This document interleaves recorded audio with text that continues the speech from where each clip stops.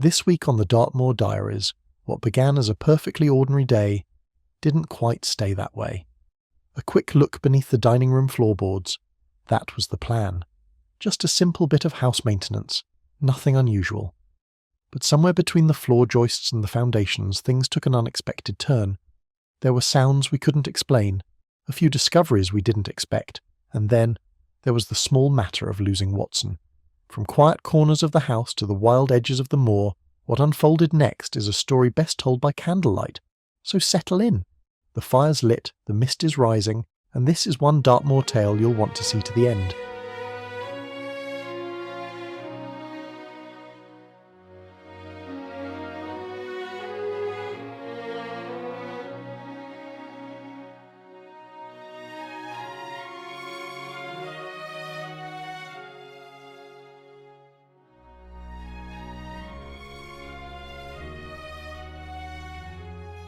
This week we wanted to look underneath our dining room floating floor, just to see what we were dealing with. We hadn't quite got around to it yet, but with winter creeping in across the moor, it felt like time to finally get on with it. Watson, strangely, happens to own a caving suit from years gone by, or an all-in-one boiler suit if you prefer. It's a rather dashing shade of red and blue and carries a certain distant aroma, one that anyone who's ever attended an outdoor education camp will recognise instantly. You can probably smell it as I say this. With head torch on, crowbar in hand, and boiler suit zipped up, Watson disappeared beneath the dining room floorboards and into the darkness. Now, we thought it was about time we discovered what exactly was going on down there. As winter approaches, we've noticed a little extra ventilation coming up through the wooden boards. Marvellous for keeping the air fresh, though fresh isn't quite what we'll be after in a month's time. We also wanted to trace the more recent power cables and wiring, and in general, see how the foundations were faring, especially now that we have the original 1894 plans showing the foundation layout. Naturally, we wanted to compare them in person.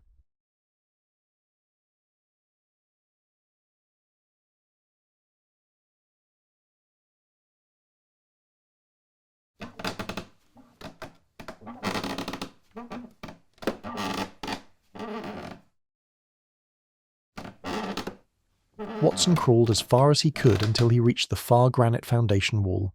Curiously, we've long suspected there's another space beneath the house, one that's been sealed off for reasons unknown. Sadly, we doubt it's filled with gold or long-lost antiques, more likely a void that was walled up to form the existing cellar. But as Watson reached the far wall, he gave the ground a few firm knocks and swore he could hear a hollow sound, a dull thud, almost as if something lay beyond. For today, we decided to leave that mystery for another time.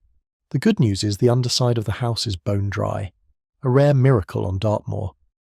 We did, however, notice that some of the old Victorian air vents are partially blocked, so we'll be cleaning those soon to help the house breathe a little easier.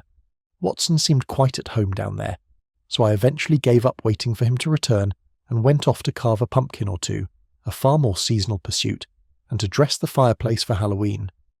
Every so often I heard a dull thud, Watson evidently making close acquaintance with the underside of the floorboards, followed by a few muttered words I won't repeat. He said he'd be 5 minutes. That was at least 2 hours ago.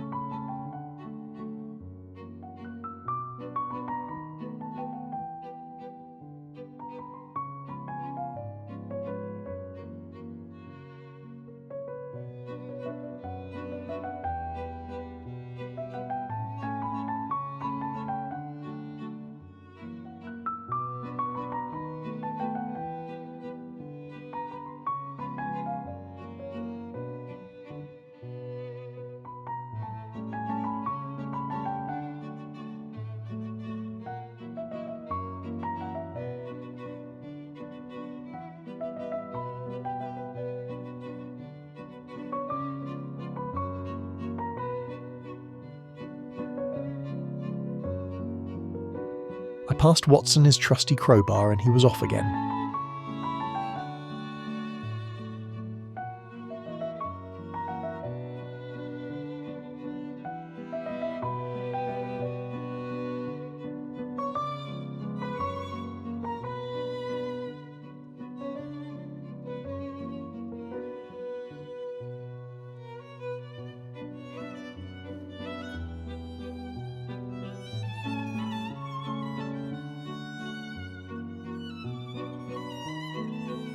could see him digging with it, but couldn't make out what he'd found.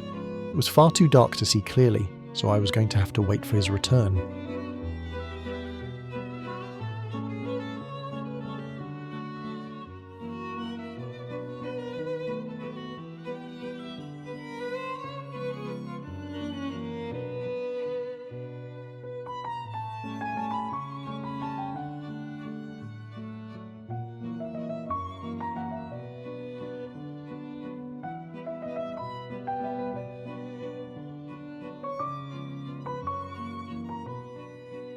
As you can see, we have extremely solid granite foundations, which is great.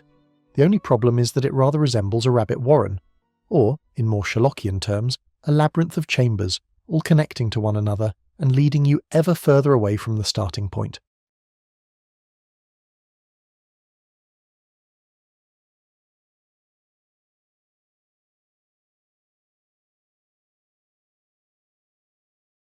Watson had that giddy look on his face, the sort of excitement you only see in schoolboys on the verge of trouble. It didn't matter what I said to him, he clearly wasn't going to stop. I could see that, whether I liked it or not, he was off, and there was no turning back. By the time I'd finished my pumpkins and arranged the mantel, I'd almost forgotten he was still beneath us. He was last seen somewhere in this half of the dining room, with that unmistakably cheeky look on his face, as he peered through a narrow gap into the next section. At this point, I rather wished I'd unearthed our Cluedo board, as it felt entirely appropriate to have a little playing piece that resembled Watson, so I could move him, in real time, across the plan of the house and keep track of where on earth he'd gone. Alas, the game remains buried somewhere within the hundreds of boxes still stacked about the place, and there's absolutely no chance of finding it anytime soon. Anyway, back to the more pressing matter at hand. I've lost Watson. Unbeknownst to me, Watson had discovered a void, and what seemed to be a series of hidden tunnels that led elsewhere. Under some strange circumstance still unknown to this day, Watson had found the beginning of the passageway. Far ahead he could just make out a faint glimmer of light, which of course he felt compelled to investigate at once. The passage soon began to narrow, and he noticed fine grass roots poking through the ceiling and the crumbling earth above. With a bit of strategic wriggling and no small amount of determination, he managed to squeeze himself upwards and out, emerging onto a grassy mound scattered with boulders, overlooking what appeared to be the remnants of the past, the ruined shells of old mining buildings and cottages. It took Watson a few moments to gather his bearings, and then the realization struck him. He couldn't believe where he was. He was leaning on the ground at Whiteworks, one of Dartmoor's largest former tin mining villages, active from as early as the 12th century through to the early 20th century. A hauntingly beautiful landscape once filled with the clang of tools and the smoke of smelting fires, now lies silent, its cottages reduced to low granite walls, its mine shafts long since swallowed by time. The area is surrounded by treacherous bogs, the very bogs of Foxtor Mire, a bleak and desolate expanse said to have inspired Sir Arthur Conan Doyle's most chilling tale, The Hound of the Baskervilles. This, it is believed, was the model for Grimpen Mire, a place where travellers, livestock, and the occasional unwary soul vanish, sometimes forever. The Grimpen Mire is a fictional, yet perilously believable bog on Dartmoor, inspired directly by Foxtor Mire. It is a vast and mist-shrouded place, riddled with treacherous stretches of unstable ground where a single misstep can be fatal. It is said that the mire was one of the locations in the novel where the hounds of Baskerville were hidden away, a dark, forbidding landscape steeped in ancient secrets and whispered legends. Fortunately for Watson, it happened to be one of those rare and glorious autumn days on the moor. When the light turns golden, the air stands still, and even the ground seems momentarily more trustworthy. Not wishing to lose his way, or worse, his only route home, he wisely decided to retreat the way he came, back through the narrow passage and into the shadows below.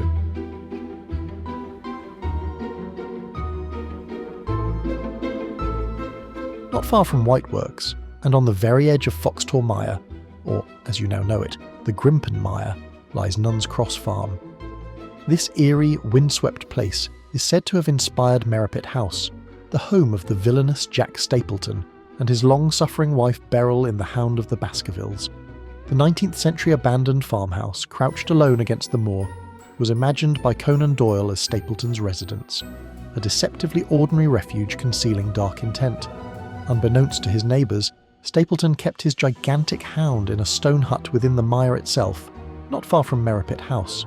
And as the story goes, he cruelly starved and mistreated the beast to make it more savage. That very hound, they say, still haunts the moor, from Foxtor Mire to Wistman's Wood. Visitors and residents alike tell of encounters with a large black dog lurking in the mist, and of mournful howls carried on the wind, echoing across the tors long after nightfall. Nuns Cross Farm stands in utter isolation, surrounded by open moorland, cut off from power and steeped in atmosphere. It is, quite frankly, not a place I'd wish to find myself when the Dartmoor mist rolls in. The farmhouse is boarded up today, though it still serves occasionally as a bunkhouse for hikers and school groups. But if you're the sort of person who fancies a night somewhere, you will certainly not sleep a wink. With howling winds, thick fog and an unsettling silence that follows, then this is precisely the place for you. Now, let's stop getting distracted. We still haven't found Watson, and he's clearly not here, thankfully, so where on earth is he?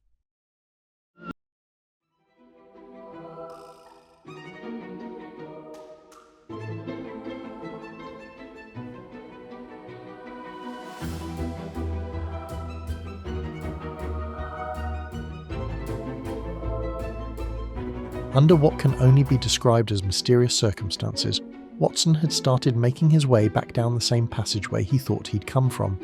But all of a sudden, he found himself somewhere entirely different. He emerged, rather inelegantly, through what appeared to be a hollow at the base of an ancient tree that had grown tightly between two enormous granite boulders. He was surrounded by the gnarled, moss-draped heart of Wistman's Wood. The air here feels thicker, charged somehow, as if it remembers things it ought not to. The branches twist and stoop under the weight of centuries, their bark veiled in green velvet moss that hangs from them like tattered fabric in the mist. It is a place both beautiful and unsettling, where every whisper of wind sounds just a little too deliberate.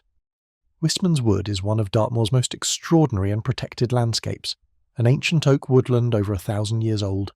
It is a designated National Nature Reserve, a site of special scientific interest, and a special area of conservation. This small but remarkable forest is a rare surviving fragment of the temperate rainforest that once blanketed much of Britain's western coasts.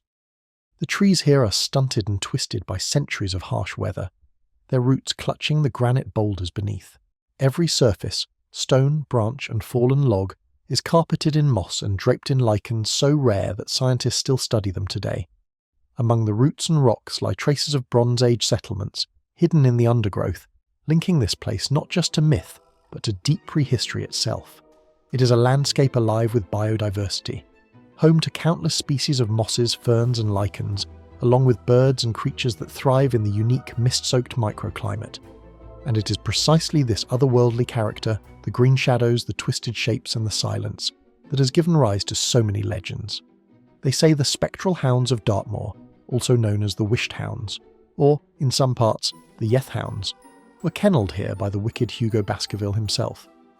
But long before Conan Doyle's villain was ever imagined, these phantom dogs already roamed the moor in legend. The Wisht Hounds are said to be vast, black, ghostly beasts with glowing red eyes and breath like fog. Their howls carry for miles, an unearthly sound said to curdle the blood of those who hear it.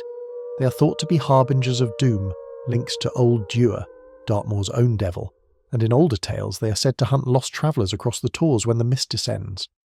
Another story tells of Squire Richard Cabell, a man so wicked he was rumoured to have sold his soul to the devil himself. When he died in 1677, a phantom pack of hounds was said to appear on the night of his burial, howling and clawing at his tomb, which still stands at Trinity Church in Buckfastleigh. It is from that same dark myth that Conan Doyle drew much of his inspiration for the Hound of the Baskervilles. So, while Stapleton's beast in the novel was flesh and blood, a savage, mistreated dog bred and hidden to frighten and kill, the Wisht Hounds of Dartmoor belong to something older, something otherworldly. Theirs is not a tale of cruelty and cunning, but of curses, death, and the devil himself. Watson was either very aware of the old folklores, and what might be lurking in the shadows, or simply fed up and longing to get home, kick off his boots, and have a cup of tea.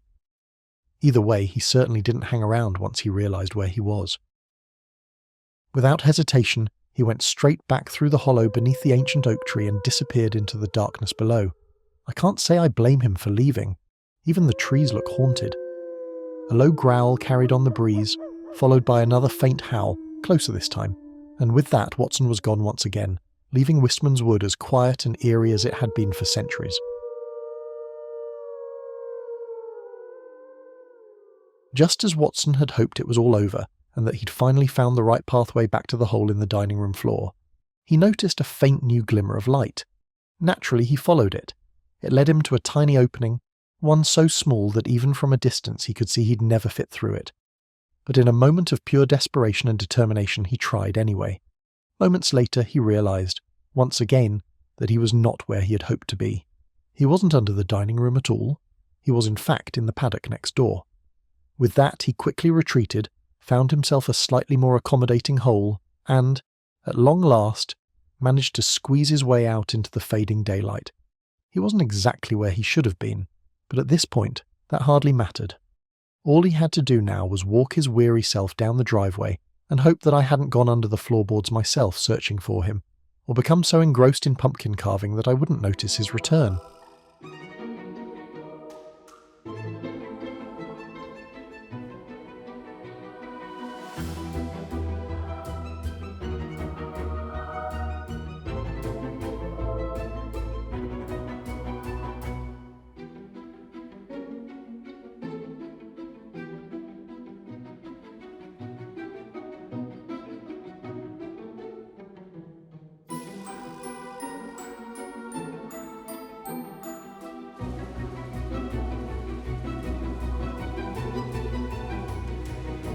He knocked wearily on the front door and almost stumbled inside, shaking his head in disbelief at what had just transpired. After a brief but dramatic pause, he sat down, had a well-earned cup of tea, and regaled me with his tale, one so extraordinary that even I found it hard to believe, and then, in the most decisive act of the day, Watson promptly nailed the floorboards back into place, hoping he would never have to go down there ever again.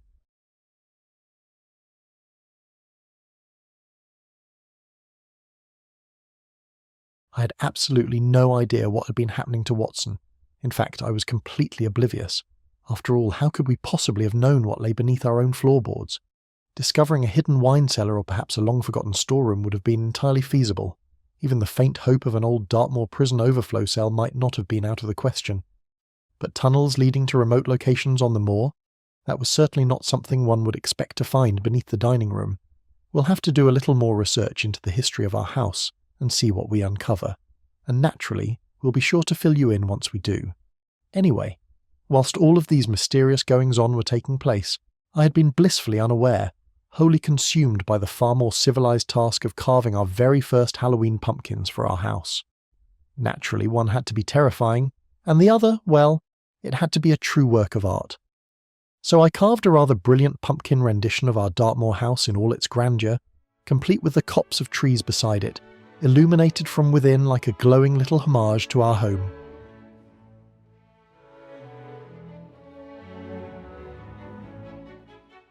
So whilst Watson was gone, I designed, carved and created a full Halloween display using what I could gather from the garden.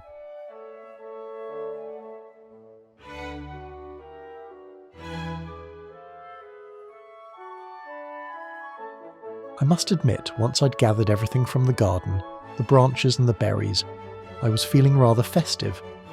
With the red berries, rich dark green leaves beside the autumnal colours, the spruce and the firewood stacked neatly by the back door, it was feeling very festive indeed, as though Christmas were already on the horizon.